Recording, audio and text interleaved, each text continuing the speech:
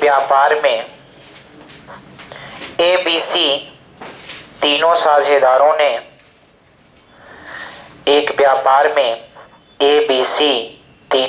तीनों साझेदारों को 95,000 रुपए का लाभ होता है। एक व्यापार में ABC तीनों साझेदारों को 95,000 रुपए का लाभ होता है। ए ने कुल पूंजी का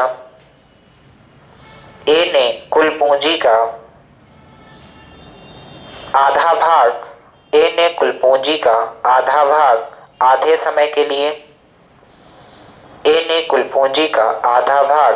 समय के लिए जबकि B ने कुल पूंजी का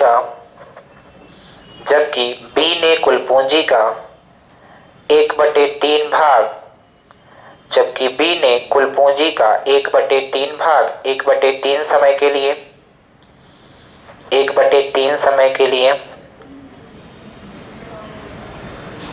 और तीसरे हिस्सेदार ने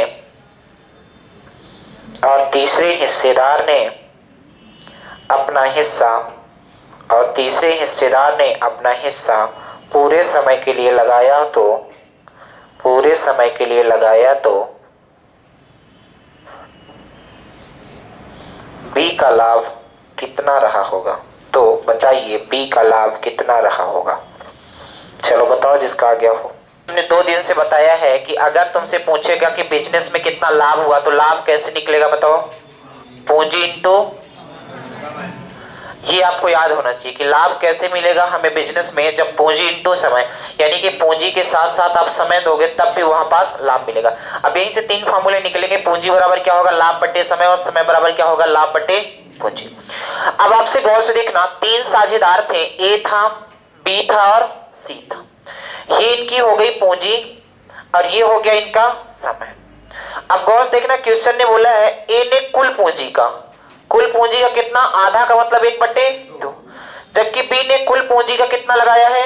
1/3, और ये कुल समय का कितना लिया है? 1/2, और ये कुल समय का कितना लिया है? 1/2, और सी ने क्या किया है?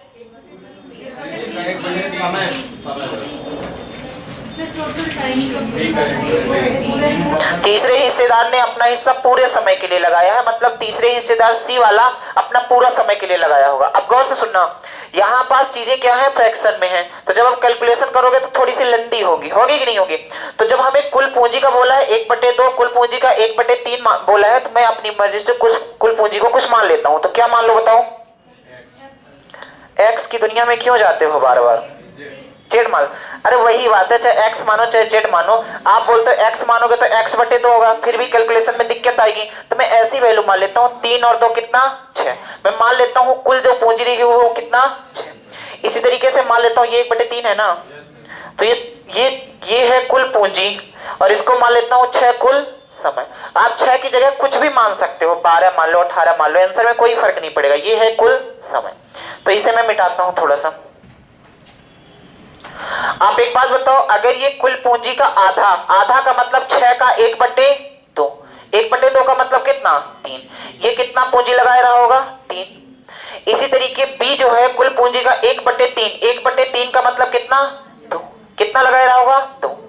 80 ने अपने हिस्से का 3 2 5 लग चुका है, बचा कितना है? 1 ये लगाया रहा होगा। अब गौर से सुनना, जो ए समय लेता है तो आधा समय लेता है, कुल समय हमने 6 माना है, आधा समय कितना? 3। होगा कि नहीं होगा? इसी तरीके से आप बताओ बी क्या करता है? 1/3 समय के लिए लगाता है, 1/3 समय का मतलब कितना? 2। और जो सी है पूरे समय के लिए लगाता है, पूरे समय का मतलब 6। बात समझ आई?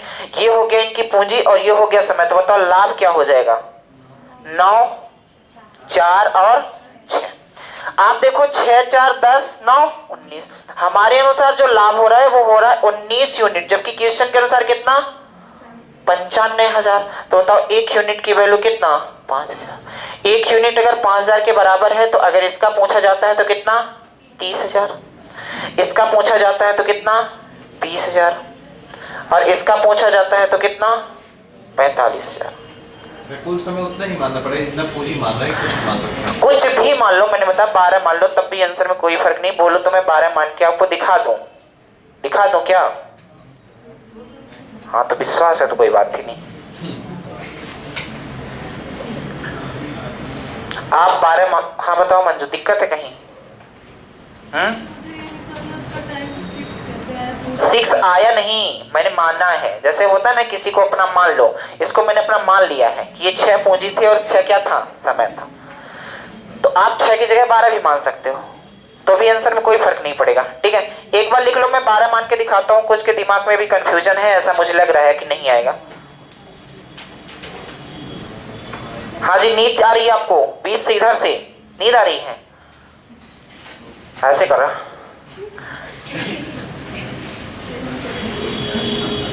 12 मान लो क्या? ना मानो तो कोई बात नहीं, चलो लिखो अगला। तुम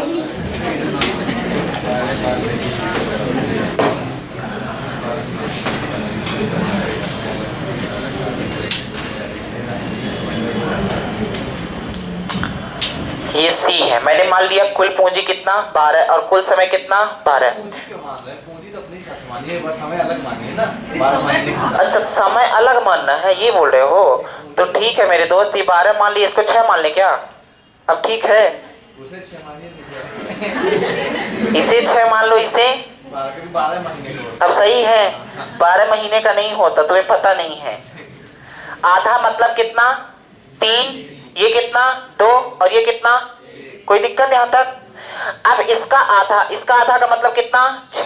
इसका 1/3 का मतलब कितना? ये पूरा समय, यानी देखो मैं रेशियो तो निकालूंगा, अब यहां से ये नहीं कहना 3 दूनी वो 2 तिहाई, 2 दूनी और 2 छक्का, नहीं है वही हो गया। तो आगे समझदार हो, लिखो अगला।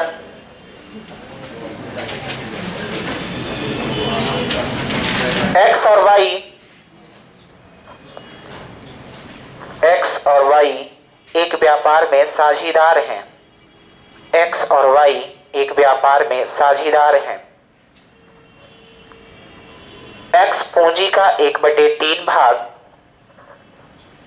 एक्स कुल पूंजी का 1/3 भाग 9 महीने के लिए, एक्स पूंजी का 1/3 भाग 9 महीने के लिए लगाता है। 9 महीने के लिए लगाता है,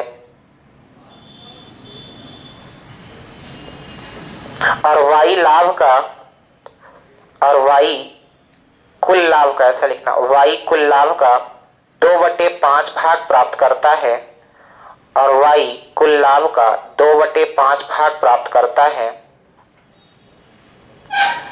तो वाई का धन व्यापार में कितने महीने लगा रहा? तो वाई का धन व्यापार में कितने महीने लगा रहा? बताओ। आज लास्ट है तो थोड़ा क्वेश्चन तो अच्छे रहेंगे। देखो, समय ने इस बार लाभ दिया है, समय पूछा है ना? जो पूछा करे उसे तीसरी लाइन में लिखा करो। 3 ही लाइन टोटल पार्टनरशिप में बनेगी, इसके अलावा कुछ नहीं। अब गौर से देखना, जो एक्स है कुल पूंजी का कितना लगाता है? ये लगाता है कुल पूंजी का कितना? 1/3 भाग लगाता है। और जो वाई है वो लाभ का, कुल लाभ का कितना पाता है? अरे बोलो तो 2/5। अब देखो यहां पास एक ऑप्शन है कि आप कुल पूंजी को कुछ मान लो, 3 के मल्टीपल मानोगे तो कैलकुलेशन आसान होगी। ठीक है, तो मैं ये कहता हूं, अगर मैं कुल पूंजी को 3 मान लेता हूं, अगर मैंने कुल पूंजी को 3 माना, तो ये कुल पूंजी का 1/3 लगाया है। 1/3 का मतलब कितना लगाया होगा? 1। तो ये कितना? 2। कुल लाभ को मैं मान लेता हूं 5 रहा होगा, 5 नहीं, 10 नहीं, 20 कुछ भी मान लो, लेकिन जब आप रेशियो निकालोगे तो आंसर वही आएगा। तो हमने 5 मान लिया, तो कुल लाभ का 2/5 का मतलब ये कितना लगाया होगा? 2। तो ये कितना लगाया होगा? 3। या कि ऐसा भी समझ सकते हो, 2/5 लगाया है, यानी 5 में से 2 लगाया है, तो बचा कितना है? 3। जो कौन लगाएगा? ये। अब गौर से देखना, तो आप कह सकते हो यहां से कि अगर मैं यहां से समय निकालने की कोशिश करूंगा तो समय बराबर होता है लाभ बटे, अरे बोलो, लाभ बटे पूंजी होता है कि नहीं होता? यानी 3/1 अनुपात, ये कितना? 2/2। आप यहां से निकालोगे तो 3:1। तो आप बोलेगे जो x को समय लगा वो 3 लगा है, जो y को समय लगा वो कितना? 1। जबकि क्वेश्चन ने बोला x को समय 3 नहीं कितना लगा 9, तो कह सकते हो 3 यूनिट की वैल्यू कितना है 9, तो 1 यूनिट की वैल्यू कितना 3। अगर 1 यूनिट 3 के बराबर है तो पूछा था y कितने महीने के लिए लगाया था, तो 3 महीने, और यही सवाल का क्या था आंसर। y की पूंजी तो कहां से आ गई? पूंजी तो कहां से आ गई? अरे समझो, मैंने कुल पूंजी को 3 माना है और क्वेश्चन ने ये बोला है कि कुल पूंजी का ये 1/3 लगाता है, यानी 3 में से 1 ये लगाता है, तो ये कितना 2।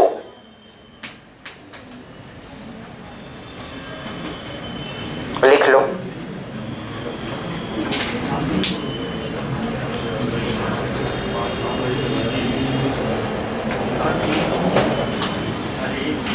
एक और लिखो फिर, बटे 1 अगला लिखो। हाँ है माँ जी, समझ आया कि नहीं? कंफर्म? पूछ लो क्या? चलो लिखो, एक और लिखो। ये भी आंसर कोई दे सकता है। 9 दिया है, क्वेश्चन पढ़ो। पढ़ ली?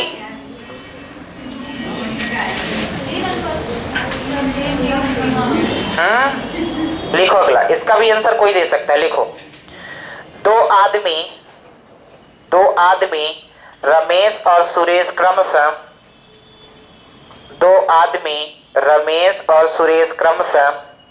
15,000 व 25,000 रमेश और सुरेश क्रमशः 15,000 और 25,000 एक व्यापार में निवेश करते हैं। वर्ष के अंत में दोनों को 10,000 रुपए का लाभ होता है। वर्ष के अंत में दोनों को 10,000 रुपए का लाभ होता है।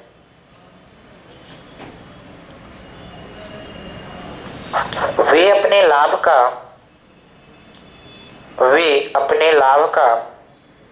12% फिर से व्यापार में लगा देते हैं। वे अपने लाभ का 12% फिर से व्यापार में लगा देते हैं।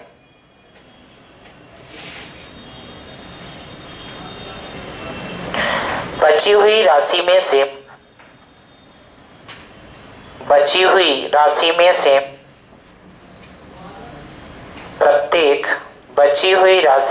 प्रत्येक 1,000 रुपए ले लेते हैं। 1,000 रुपए ले लेते हैं तथा फिर बची हुई राशि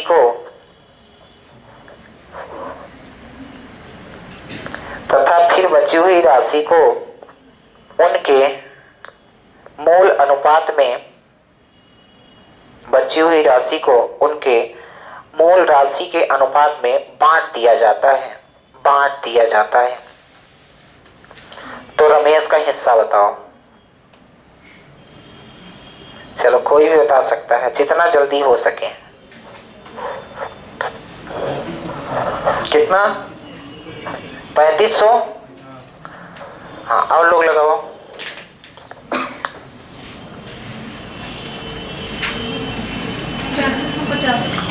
3500 की 3700?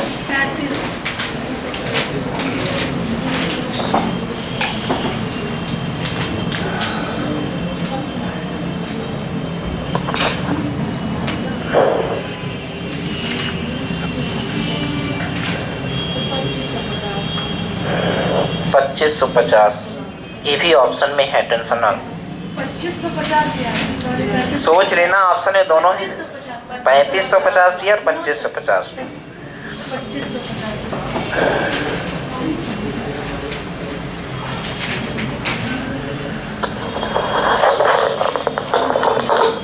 मतलब ये पूछना चाहता है कि रमेश के जेब में कितने रुपए हैं इसमें प्रेजेंट टाइम में। ये बताओ, उसकी जेब में जो 1,000 रुपए गया तो उसी के जेब में गया कि कहीं दूसरे के जेब में? तो फिर कितने रुपए? ऑप्शन दोनों है। टोटल पैसे उसकी जेब में पूछता। टोटल नहीं, वो पूछा था कि बताओ बी का वो रमेश का कितना हिस्सा होगा।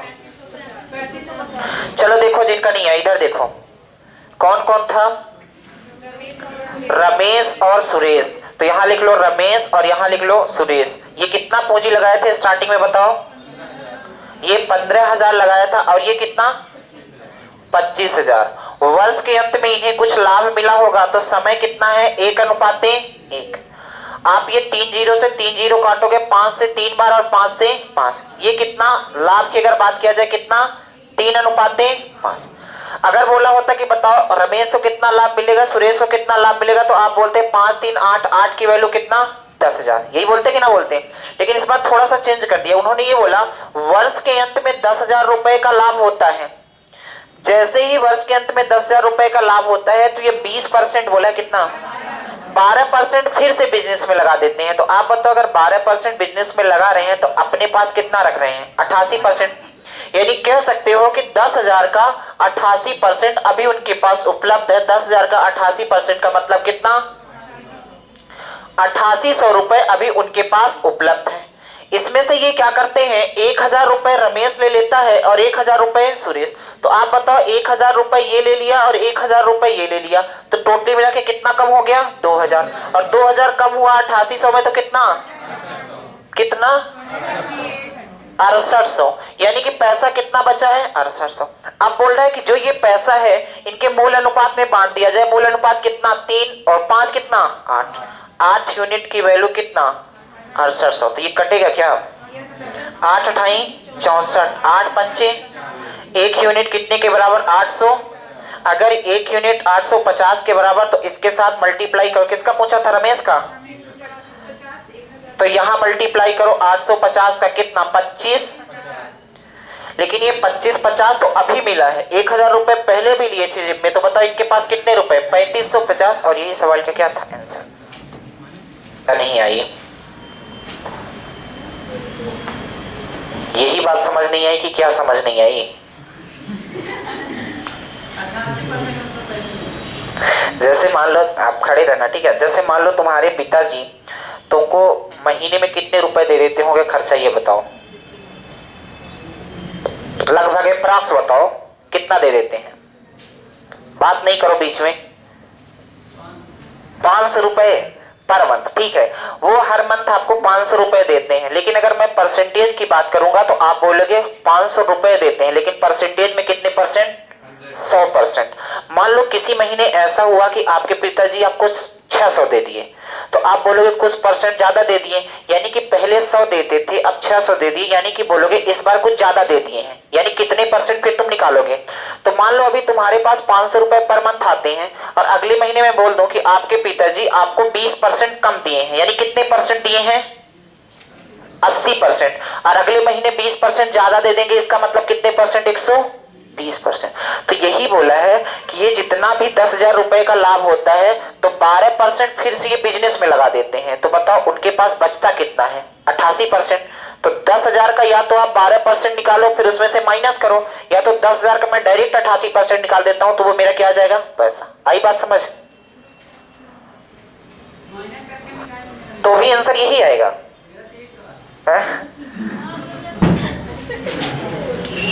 देखना 10,000 का 12% निकालना। 12% का मतलब कितना 1200। यानी कि हमारे पास 10,000 रुपए था जिसमें से ये 1200 रुपए फिर से बिजनेस में लगा दिए। अगर 1200 रुपए फिर से बिजनेस में लगा दिए तो कितना आया देखो, आ तो क्या 8800। 12% में 2300 कैसे आएगा बताओ।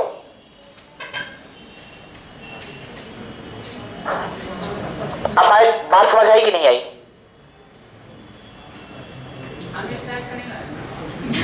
किस टाइप का लगाए हो, किसको, इसको।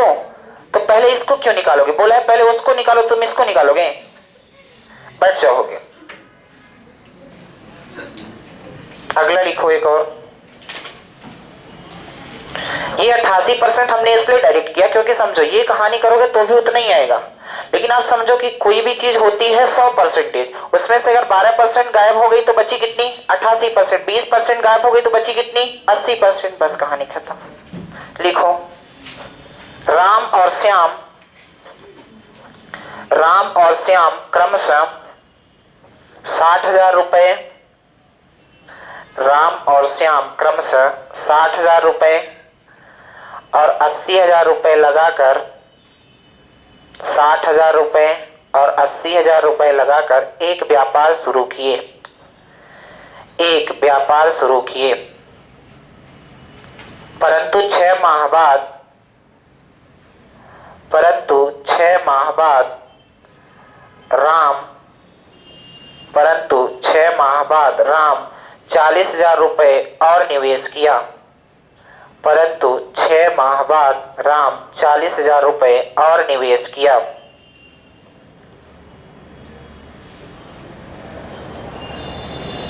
जबकि 9 माह बाद श्याम 20,000 वापस कर लिया, जबकि 9 माह बाद श्याम 20,000 वापस कर लिया। वर्ष के अंत में 93,000 रुपए का लाभ हुआ हो, वर्ष के अंत में 93,000 रुपए का लाभ हुआ हो, तो प्रत्येक का लाभ बताओ क्या रहा होगा, प्रत्येक का लाभ बताओ क्या रहा होगा, लगाओ।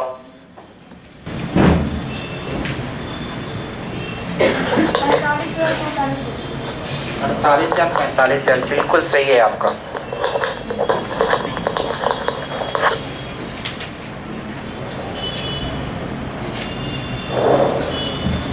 कैसे किया आपने, कुछ एक्सप्लेन करेंगे क्या?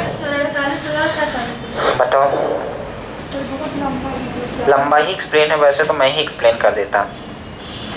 पहले मतलब 60,000 लगाया है, ठीक है। 6 महीने तो पहले 6 घोड़े हो जाएगा, प्लस फिर उसने 40,000 और लगाया तो 1 लाख हो जाएगा घोड़े 6, फिर उसका हो जाएगा 80,000 मतलब 9 महीने के लिए, फिर प्लस उसने 20,000 वापस कर दिया है तो 60,000 घोड़े 3। बिल्कुल बिल्कुल सही प्रोसेस है। अब देखो, जब भी ऐसा क्वेश्चन आएगा तो आप कैसे करोगे, ये बात तो आपको पता होगी कि अगर मैं लाभ निकालना चाहता हूं तो लाभ बराबर होगा पूंजी इंटू समय। अब सब लोग इधर देखो, नीचे कोई नहीं देखो, वरना उसी से पूछूंगा मैं। देखो यहां पास कौन कौन थे, ए और बी। राम, यहां लिख लो राम और यहां लिख लो श्याम। राम ने स्टार्टिंग में बिजनेस में कितना पैसा लगाया और टोटली मिला के वर्ष के अंत का मतलब होता है कि 12 महीने। राम ने कितना पैसा लगाया बताओ? 60,000 रुपए पैसा ये लगाया बिजनेस में, स्टार्टिंग में 60,000 रुपए लगाया और 6 महीने के बाद कुछ पैसा और लगा दिया। तो आप बताओ 60,000 रुपए पर 6 महीने तक लाभ पाया होगा कि नहीं? क्योंकि ये है पूंजी और ये है क्या, समय। तो पूंजी इंटू समय क्या, लाभ होगा कि नहीं होगा? तो 60,000 रुपए पर 6 महीने तक लाभ पाएगा। इसके बाद 60,000 रुपए तो जमा ही थे, 40,000 और जमा कर दिया, कितना हो गया? अब अगले आने वाले 6 महीने में वो कितने पे ब्याज पाएगा? 1 लाख पे। कितने महीने? 6, क्योंकि टोटली 12 महीने, 1 साल था कि नहीं था। इसके बाद श्याम के पास आते हैं। श्याम स्टार्टिंग में कितना पैसा लगाया? 80,000 रुपए ये पैसा लगाया, कितने महीने बाद? यानी कि 80,000 रुपए पर 9 महीने तक ये ब्याज लिया। इसके बाद ये क्या काम किया कि 20,000 रुपए वापस ले लिया। 80,000 रुपए जमा किया था, 20,000 वापस ले लिया, कितना? अब 60,000 रुपए पर कितने महीने ब्याज पाएगा? 3 महीने। बस कहानी खत्म हो गई। ये कितना हो जाएगा? 3640 प्लस ये कितना? 650 रेशियो ये 7240 प्लस ये कितना? 18 और 4 0। बस इनको जोड़ना और घटाना है। बताओ ये कितने जीरो है? 3 4 और ये कितने 4? तो पहले तो 4 0 उतार लो। अब ये कितना हो जाएगा? 6 और ये कितना? 9।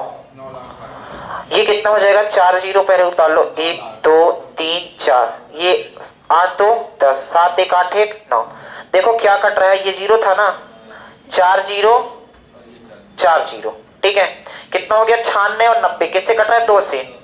2 चौको 8 2 अट्ठे, ये कितना था? 90 था क्या? तो ये कितना? 45 और कट रहा है क्या? 3 से 16 बार और 3 से यानी कि जो इनके लाभ का अनुपात आया वो कितना आया, 16 ये लाभ का अनुपात है, क्योंकि हमने पूंजी इंटू समय किया है। तो 16 और 15 आ रहा है, बताओ टोटली लाभ कितना मिल रहा है। तो आप देखो 16 और 15 कितना हो जाएगा, 31। बोलोगे 31 यूनिट की जो वैल्यू है वो है 93,000।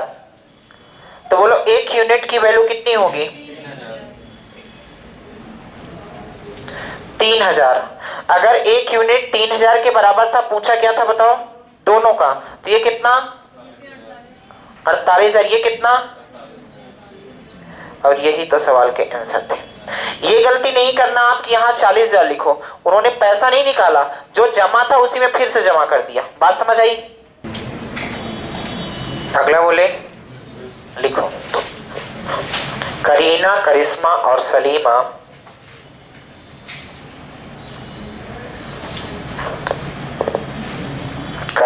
करिश्मा और सलीना तीन सहेलियों ने क्रमशः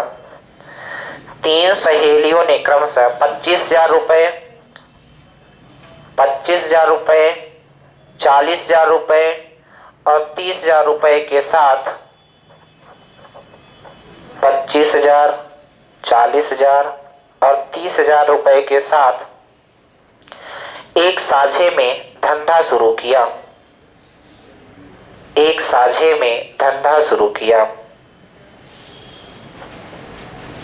एक बार फिर से सुन लेना, करीना, करिश्मा और सलीना तीन सहेलियों ने क्रमशः 25,000 रुपए, 40,000 रुपए और 30,000 रुपए के साथ एक साझे में धंधा शुरू किया। 4 महीने बाद करीना ने 15,000 रुपए और निवेश किया। 4 महीने बाद करीना ने 15,000 रुपए और निवेश किया तथा करिश्मा 6 महीने बाद 10,000 रुपए वापस कर ली।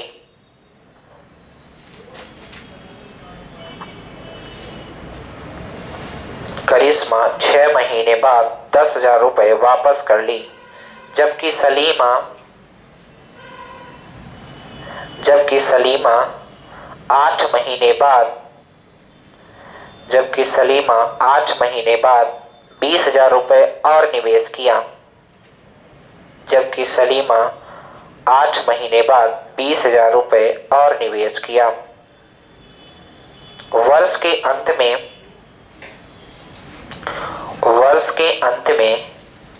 1,28,000 रुपए का लाभ हुआ।